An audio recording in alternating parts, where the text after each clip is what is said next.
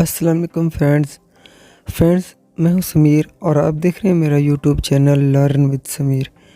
तो फ्रेंड्स आज हमारे पास मोबाइल है सैमसंग का S9 प्लस। इसको सिक्योरिटी लॉक लगा हुआ है और ये डाउनलोड मोड में भी नहीं जाता, और अगर रिकवरी में जाता है तो वहाँ से हम अगर वेब करते हैं तो ये MDM लॉक इस पे लगा हुआ है, तो ये हम वेब भी नहीं कर सकते। तो इसका एक ही हल है कि या तो हम ISP लगा लें या फिर हम चिप को उतार के फिर इसका लॉक जो है वो रिमूव करें। तो फ्रेंड्स ये रिकवरी में जाके हम जब वेब करते हैं तो ये MDM लॉक मांगता है, तो वो MDM लॉक जो है इसको रीसेट करने नहीं देता। ये रीबूट होके वापस वैसे सिक्योरिटी लॉक पे आ जाता है।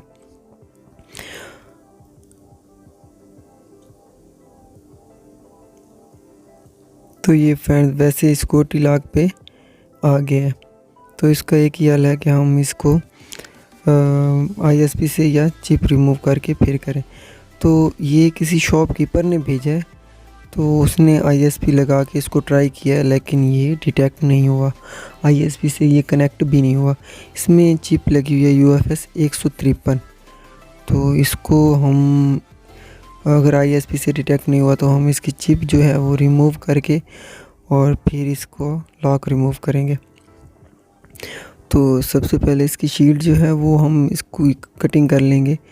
तो इसकी शील्ड जो है उसको बहुत ही एहतियात से कटिंग करनी है, क्योंकि जब हम शील्ड को काटते हैं तो भी मोबाइल का लिंक वगैरह डैमेज होने के या मोबाइल डैमेज होने का ख़तरा होता है। तो बस इसको बहुत ही एहतियात से काटें, जो कि ये जो कटर है ये अच्छा होगा तो ये फिर कोई मसला भी नहीं होगा, और कटर अच्छा नहीं होगा तो फिर नीचे से लिंक वगैरह डैमेज होने के चांसेस होते हैं। तो सबसे पहले इसकी शीट काट लेनी है, उसके बाद हम इसको PCB होल्डर में लगा के और इसकी चिप रिमूव करेंगे। तो फ्रेंड्स हमने PCB होल्डर में लगा के और ये चिप लगा दिया है। तो सबसे पहले हम इसकी जो कटिंग है वो कर लेंगे, जो साइडों पे पेस्ट है उसको रिमूव कर लेंगे। तो वो आप टेम्परेचर 250-300 पे भी रख सकते हैं, उसकी कोई टेंशन नहीं है। तो कटिंग करने के लिए कटिंग करना लाजमी है, क्योंकि जो इसके साथ कंपोनेंट्स लगे होते हैं वो फिर इसके साथ ही उड़ जाते हैं। तो इस कटिंग करने से फिर ये है कि ये कंपोनेंट्स कोई भी इधर उधर नहीं होता। तो सबसे पहले इसकी कटिंग कर लेनी चाहिए।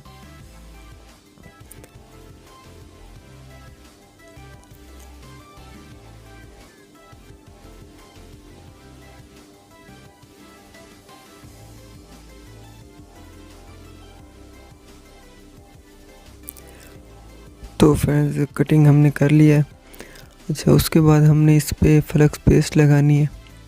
फ्लक्स पेस्ट लगाने के बाद अब इसकी हीट हमने रखनी है 380 पे टेम्परेचर रखना है, और एयर जो है वो 40 पे रखनी है। ठीक है, उससे ये चिप डैमेज भी नहीं होगी, हमारी चिप भी आराम से उतर आएगी। तो CPU को अच्छे से ढांप लेना है कि CPU पे हीट वगैरह ना जाए, और इस पे कोई भी ज़ोर ज़बरदस्ती नहीं करनी, बहुत ही एहतियात से इसको रिमूव करना है, क्योंकि ये वाइट पेस्ट है, थोड़ी सी हार्ड पेस्ट होती है, आसानी से ये पकड़ को छोड़ती नहीं है।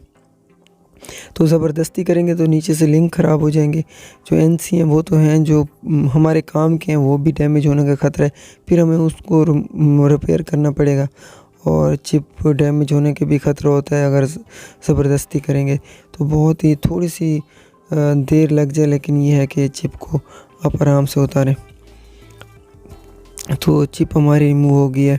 उसके बाद हम इसकी जो फ्लक्स पेस्ट है वो लगा के और इसको अच्छे से साफ़ कर लेंगे। फ्लक्स पेस्ट जो है वो भी अच्छी वाली यूज़ करनी है, उससे ये है कि जो सोल्डिंग वगैरह है वो जल्दी पकड़ में आती है और सफाई भी बड़ी ज़बरदस्त हो जाती है। और फ्लक्स पेस्ट जो है वो अच्छी ही होनी चाहिए। तो सोल्डिंग आयरन आप कोई भी यूज़ कर सकते हैं, जो भी आपको सही लगे आप उसे आराम से यूज़ कर सकते हैं।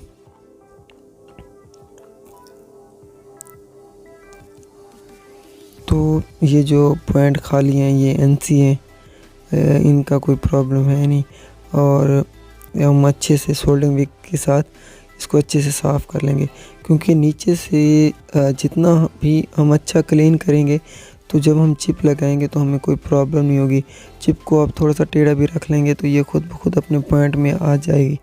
अगर हम नीचे से सफाई ठीक से नहीं करेंगे तो चिप सही से लगेगी नहीं। तो सबसे पहले तो अच्छे से सफाई करनी है, नीचे से अच्छे से सफाई होगी तो ही हमारा काम ज़बरदस्त होगा। अच्छे से सफाई कर लेनी है।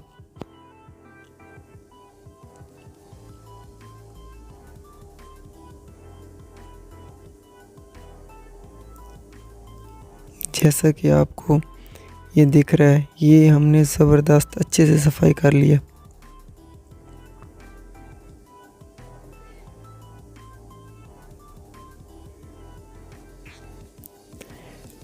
पीसीबी हमने अच्छे से सफाई कर ली है।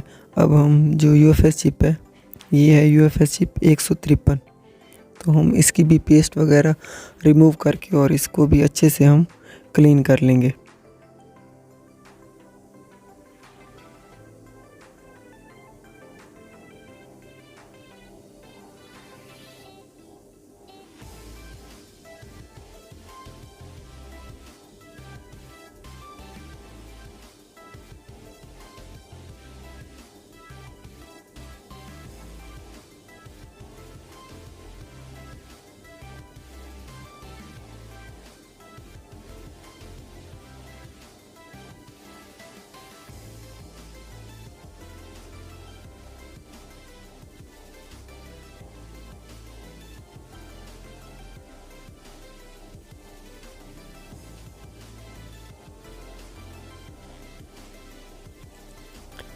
तो फ्रेंड्स, ये जो पॉइंट हैं आपको मध्यम मध्यम नज़र आ रहे हैं, इसके ऊपर बीजीए जो पेस्ट है 183 वाली, वो लगा के और इसके पॉइंट जो हैं वो रिफ़्रेश कर सकते हैं। तो ये नीचे से बिल्कुल पॉइंट रिफ़्रेश हो जाएंगे, बिल्कुल चमक जाएंगे। तो ये हमारी चिप जो है वो बहुत ही अच्छे से क्लीन हो चुकी है। तो उसके बाद हम ये 153 है आईसी फ्रेंड 153 वाला जो है, उसमें आप ये चिप लगा के और हम eMMC फाइल मैनेजर को ओपन करेंगे।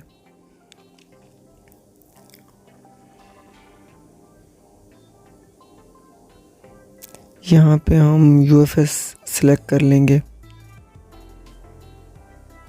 हम कनेक्ट करेंगे।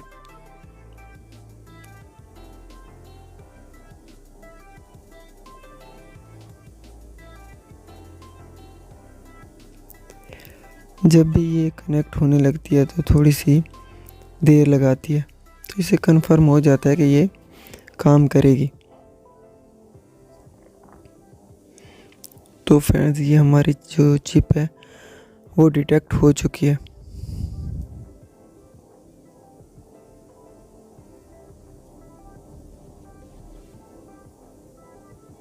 ये G965F मॉडल है S9+।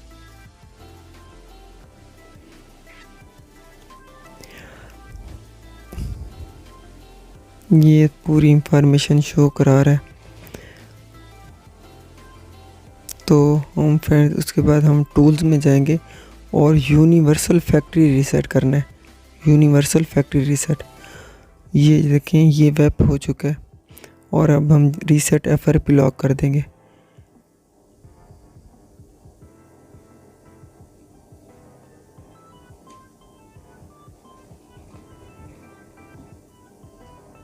बस, अब हमारा काम ख़त्म। अब हम जो चिप है उसको हम रिवॉल्व कर लेंगे।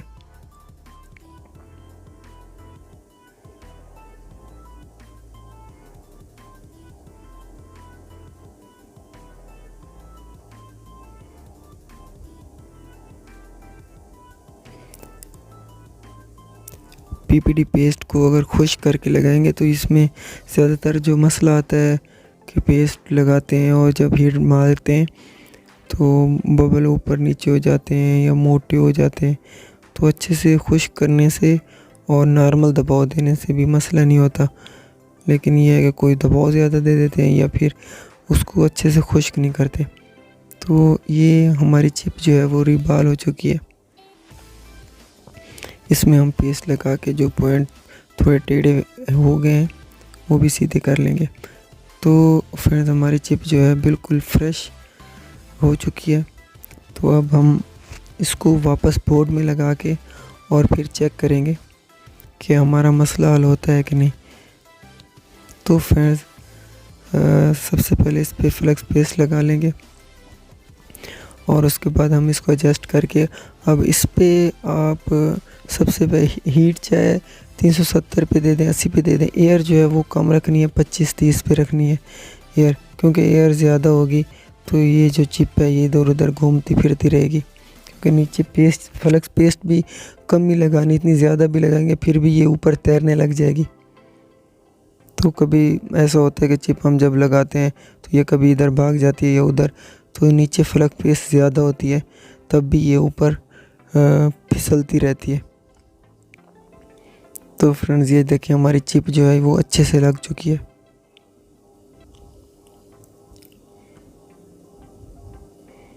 तो फ्रेंड्स अब हम इसको चेक कर लेते हैं। ये सीपीयू वगैरह अच्छे से डांपने से ये है कि उस पर हीट वगैरह नहीं जाती, और चिप को हम ज़ोर ज़बरदस्ती नहीं करेंगे तो चांसेस बहुत ज़्यादा हैं कि हम बहुत ही एहतियात से हम इसको रिमूव करके और हमारा जो भी काम है वो करके वापस लगाएंगे तो हमारा सेट कन्फर्म ऑन होगा।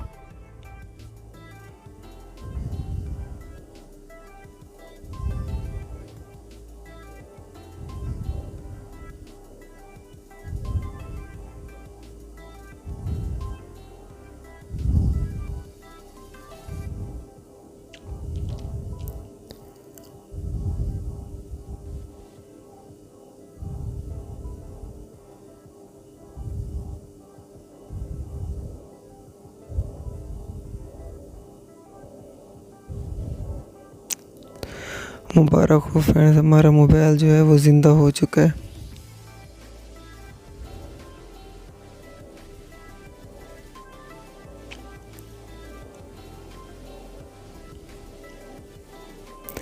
तो इस तरीके से आप कोई भी सैमसंग का कोई भी मोबाइल हो उसकी चिप आराम से रिमूव कर सकते हैं। बस ये है कि ज़बरदस्ती नहीं करनी, अगर ज़बरदस्ती करेंगे तभी चिप वगैरह डैमेज हो जाती है या मोबाइल डैमेज हो जाता है। तो एहतियात करें कि सीपीयू वगैरह है या कोई पेस्टेड आईसी साथ हैं तो उसको अच्छे से ढांप लें तो उससे बबल वगैरह नहीं निकलेंगे या उसमें कोई भी मसला नहीं आएगा। और जो चीज़ जिस चीज़ पे हमने काम करना है सिर्फ उसी पे ही हम काम करेंगे और वापस लगा देंगे तो हमारा मोबाइल सक्सेसफुली ऑन भी होगा और जो भी हमने उस पर काम किया है, वर्क किया है, वो अच्छे से ठीक हो जाएगा।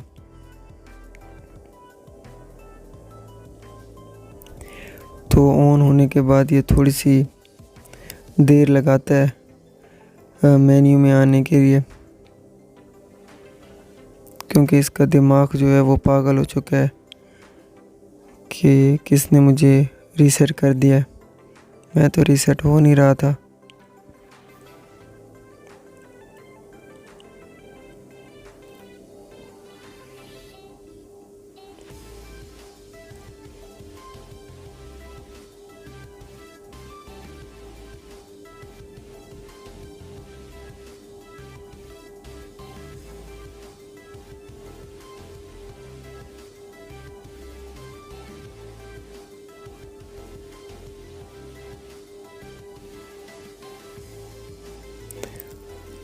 तो फ्रेंड्स मुबारक हो, हमारा मोबाइल जो है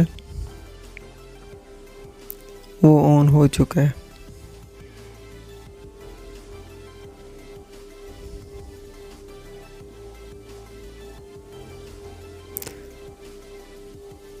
तो मेन्यू जो है वो हम इसको आगे जल्दी जल्दी फॉरवर्ड कर देंगे। तो इससे इस तरह आप इसका एमडीएम लॉक रिमूव कर सकते हैं। तो ये ऑल डन हो चुका है, एफआरपी लॉक भी रिमूव हो चुका है और हमारा सिक्योरिटी लॉक भी रिमूव हो चुका है। और अगर हम इसका मॉडल चेक करते हैं तो ये ये फ्रेंड SMG 965F है S9 प्लस।